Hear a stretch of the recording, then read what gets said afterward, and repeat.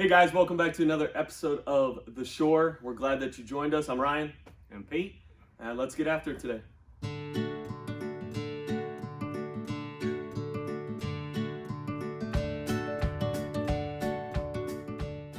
Every time we meet, I think it's always a good idea to have a little devotion to get our hearts and our minds right. Right. Yeah. So, always have a good message to kind of like center us and kind of focus. yeah, that's right. That's right. So today, we're going to do a little devotion called Guard Your Heart. And this kind of relates to what's going on right now in our world with this pandemic and everything that we're all facing on a daily basis. Yeah. Okay? So it's called Guard Your Heart. With everything going on right now, from the pandemic to social distancing to economic struggles, it can be really easy to let your heart get troubled. You might even just have a hard time loving your family because you're with them now more than ever before. I don't know. But what do you think about that? Yeah, I think it's different. It's kind of weird for me to hear that, but yeah, it is. It's a challenge because those are the people you see daily and you love them. Yeah. And I don't know if I necessarily like the word love. Yeah. In that sentence, Yeah. Sometimes I think we could say we might not always like. Yeah.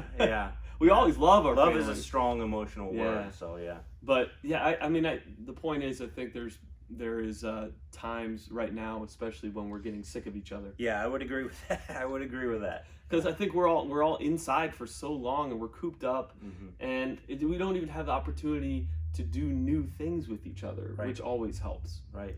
So the times we're living in aren't easy at all. The truth is, however, that even in these times, we still have to choose to guard our hearts. I'm going to ask Pete to read this verse here. Sure. From Proverbs. All right, this comes from Proverbs chapter 4, verse 23. It says, "Guard your heart above all else, for it determines the course of your life." Yeah. I think there's a lot that goes into guarding your heart. Yeah. That's a tough, you don't hear that phrase Yeah. anymore. So we need to guard our hearts against worry, anxiety, and bitterness, just to name a few things. It's easy to let your heart be upset and worried when we do. It can cause us to get off course. So today, choose to not let anything take you off the course God has for your life. Instead, guard your heart. When bitterness, worry, or anxiety come, choose to not let them rule your heart. Instead, look to Jesus. Lean on his peace and love to help you get through these times. I think the whole mental health issue is huge right now. We know a lot of you out there, young people out there, just as well as adults, are going through some tough times, not seeing your friends, not doing what you normally do, and also not experiencing new things. Absolutely. So this is a tough time for you guys. We recognize that, and the adults, most of the adults in your lives recognize that too. Sometimes they might need a little reminder. Yeah. I know Yeah. I do sometimes, Right. But just know that you have a place here with us, and you have a place in God's kingdom and under God's wings. And I think you can, as it said in the short devotional, finding ways to deal with your stress and anxiety is huge right now. Absolutely. I know that we both coach, so we've kind of put challenges out to our teams. My son loves every single day. He's still doing it. Every day he's still going out and he's doing stuff. When it rains, he goes inside and he's throwing stuff off the wall just to keep himself and his heart, I guess, focused and his mind focused on what he needs to do. It's hard when you get those assignments in the morning. Yeah, it is. And I was going to say, we both teach as well, and my students the same way. Talk to them every day. Every day they're like, I miss being just at school. I had a kid the other day. Her mom said, she just asked me, can we just drive by the school? I know no one's there, but can we just, it is tough. Yeah. It's tough. But like I told her, you guys are groundbreakers right now. Yeah, because very much so. never in history has this ever happened, and you guys are rocking it out. Yeah, very much so. And again, I think one thing that you said to me before we even started this, it was a reference to baseball, but it fits in right. This is funny how that works. But he said he got an idea. Pete got an idea from a coach about, you know, everybody makes mistakes on the field, whatever court you're on, whatever you're doing, you make a mistake. All those things happen just because that's what sports are. Yeah. And I always say to our players, I say it's not about the mistake you make, it's about what you do after. Sure. And a good visualization of that was, he said, you know, if they make a mistake on the field, you hang up a little picture or something of a toilet, and you come in and you flush it. Yeah, You every flush single time. You get rid of it. You get rid of it. gone. Yep. And So I think that's a good way to think about this too. Yeah. Those things that are giving you anxiety, and those things that are causing you stress.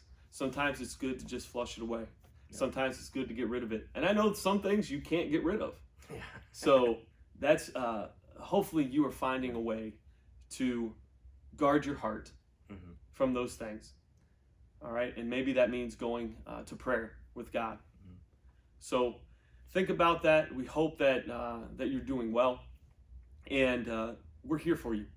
So leave a comment if you have anything to say about this, and continue to guard your heart.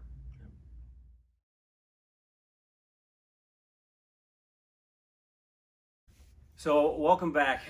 We are going to do another shout out. I'm wearing a shirt in kind of honoring of my niece. She is a first year. She has attended. She plays for Albert Nazarene University over in Illinois. She's a basketball player. She's tall. She's 5'11". She's big. That's tall. Yep. So anyways, I wanted to give a shout out to not only her for being a first year college student. She would have been finishing up, probably doing a lot of her finals and things like that. She didn't get a chance to do that. So I'm giving a shout out to those, first year students, and also those other students out there that are still going to college or would be going to college and finishing up as well. And especially those graduating seniors with, degrees. That was always one thing that, if you come from a family that doesn't have a lot of graduates in school, that means so much. It means a ton of things, and that's kind of taken away. But the good thing is I've seen a lot of different ways that schools, universities, high schools are trying to do some things different. So this is really a shout out for the schools, but more for those college students. So good luck. You're going to do great with whatever you do. Your degree means something. You earned it. Yep. Good luck to you. We recognize you, we see you, and we know you're going to do great things. I know to all my former students, you go through middle school and you think you're moving on with your life, but we remember you. We are always looking to check up on you. So keep doing what you're doing. Keep doing good things. And congratulations for all the accomplishments that you have had so far.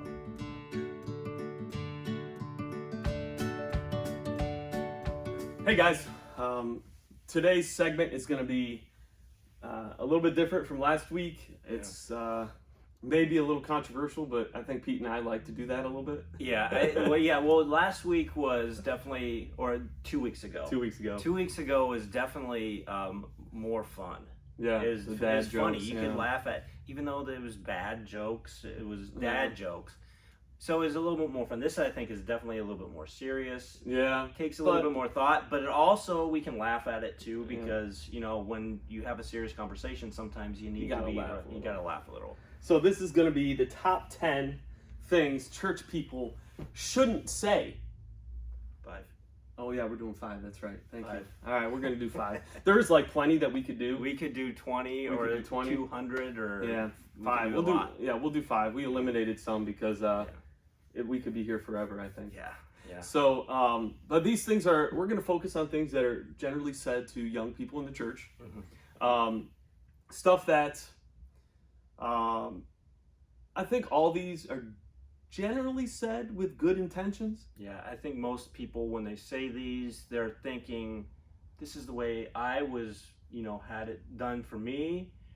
So I'm going to, model that and do the same thing to you. Yeah. And what I think we need to realize is times change. It's a different day. Times Yeah. change. And that's okay. And we just want to talk about these things and get these in the open because that's what we need to do. Yeah. We need to talk about these things and realize that we can do better. Yeah. So I know as adults, sometimes we don't do that. We don't talk about how we can be better We get and do stubborn better. sometimes. Yep. So here are the top 5 things that church people shouldn't say. Number 5.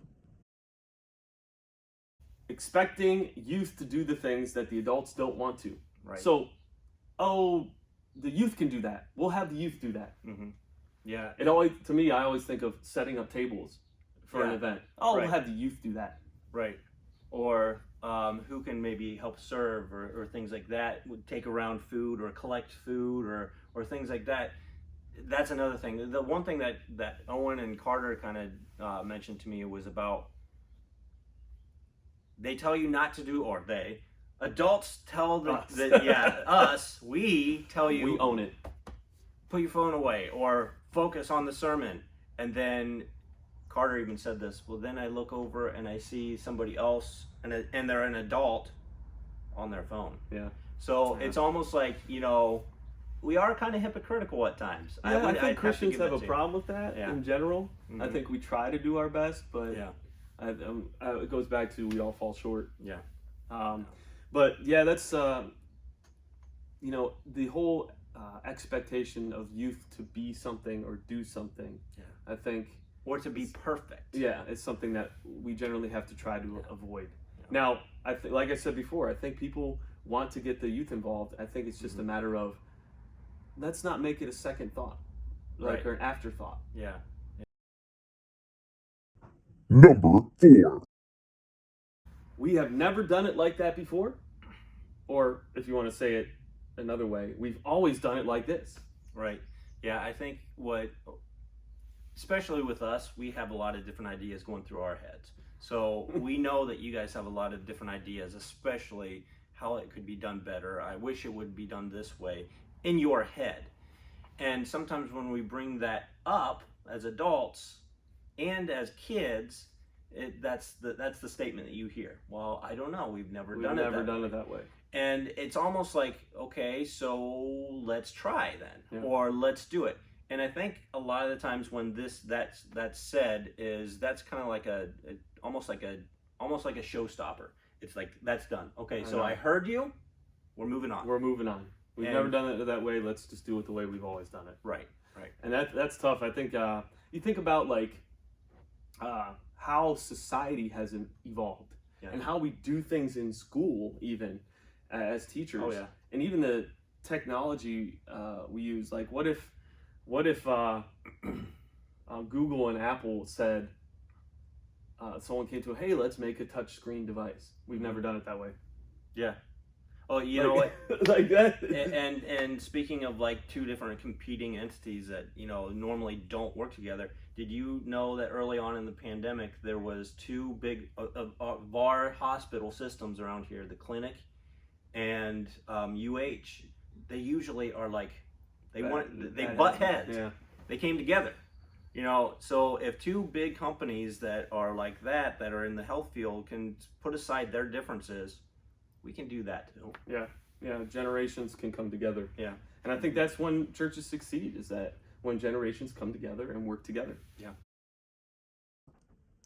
Number 3. Hey, I haven't seen you in a while. I've heard that a lot, especially a couple of years ago. Was it last year or 2 years ago? I had my surgery, and then we had a bunch of baseball and different things, and I wasn't here. Yeah. And so then rumors start. Did they leave? They left the church. They're gone. Right.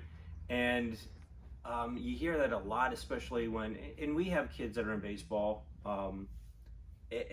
that's when I hear it sometimes too. Oh, well, they must have a baseball game. That's why they're not here. Yeah. Throwing it off and to me, it's kind of like, are you saying that baseball's more important to me? Baseball's important, but do you think I'm not going to, Right. focus on what I need to focus on? Especially with young people. Like, some of this Yeah. is out of your guys' control. Right. Like, sometimes, like, you get a schedule for your games, Mm-hmm. and Sunday morning's on there, Yeah. and there's nothing you could do about it. Mhm. So I think that's that one has a lot of aspects to it. Mhm. Like I said, I think people in general want to be are meaning something well with it. Yeah. But even just changing it to, hey, good to see you. Yeah. Or something simple like that, expressing how you like seeing them at that moment, and not because the haven't seen you in a while tends to resonate as, where have you been? Yeah. Yeah. Why aren't you here? Yeah. Finally. Right. You know. Yeah. Number 2. This one, I think in general, people need to learn to not do this in general, like not just in church, Mhm. but in general. And I know my kids have heard this sometimes. So it speaks to their personal appearance. And this one's specific. Oh, okay. All right. This one's Yeah. specific. So I'll read it, but in general, we're talking about personal appearance. Oh, you did your hair today. Or, oh, it's nice to see you all dressed up. Yeah. I know with you guys, I know personally to me, that sounds like you're saying, you never dressed up. Mhm. Finally, you're dressing up. Yeah. And I also take it from the aspect of, I have a lot of kids that I teach that can't afford a lot of things. Yeah. So, you think about this. The kid gets up in the morning. It's like, you know what? I'm going to go to church. I'm going to go and I'm going to put on my best clothes.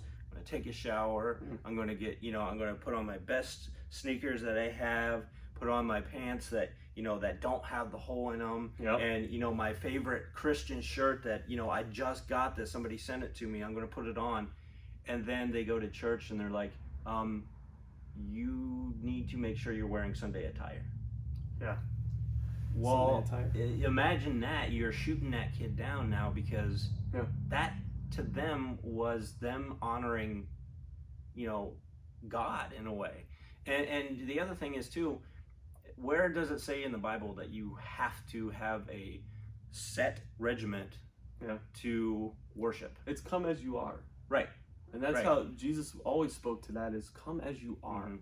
Be who you are. And there's times when, we like to get dressed up. Yeah. There's times when we just we just don't want to. Mhm. We get it. And my kids in Painesville, they wear a uniform all week. Right. So why would they want to come to church? Yeah. Wearing something similar to their uniform. Yeah. Now it's okay. You want to dress up. I think people in general just need to not talk about personal appearance. Yeah. Hairstyles are different nowadays. Things we wear are different nowadays. How we hold it's all different. Mhm. And I think as long as you are respectful of yourself, Yeah. and then you should wear what you want. Mhm. Do your hair how you would like to do it. Mhm. Grow your So- beard if you want to. Grow your beard if you want to. Number 1. The last one, number 1. This This gotta one be a is, big oh one. gosh, this one is huge for me. I talk about this all the time. People in the church, leaders in the church, probably are sick of me having a retort to this, because I've done it before. But it's always said, the children are our future. Mhm. I hate that. I hate that. You guys aren't our future. And You are our now. Yeah, and I would say, just to kind of like play devil's advocate just a little bit, this is probably the one, it's probably the worst one, but it's also probably the one with the most well intentions, because people Yeah. are glad Yeah, to see mhm. you. They are glad that you're here. So what they're telling you is,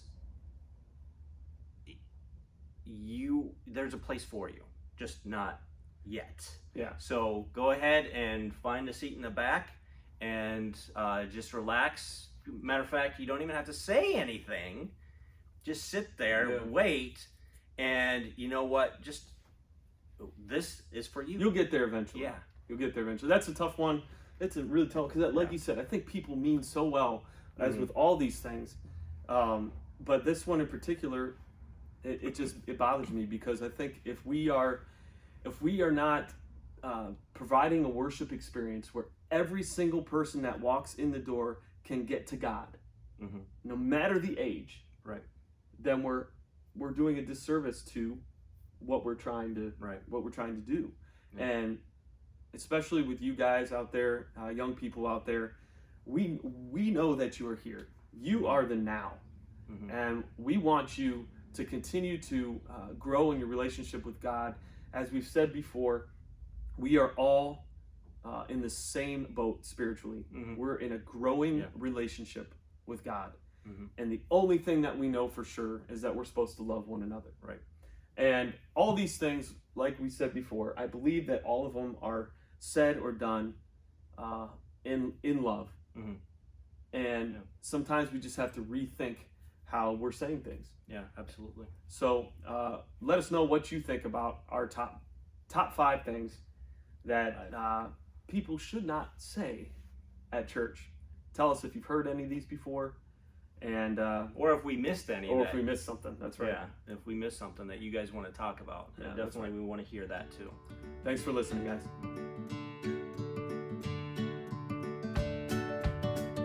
And thank you guys for joining us for another episode of The Shore. Please like and subscribe to Shoregate United Methodist Church so you can get updates on what we're doing here at the church. Make sure you're staying safe out there. And thank you again for joining us. Yep, absolutely. So we'll see you next time here on The Shore.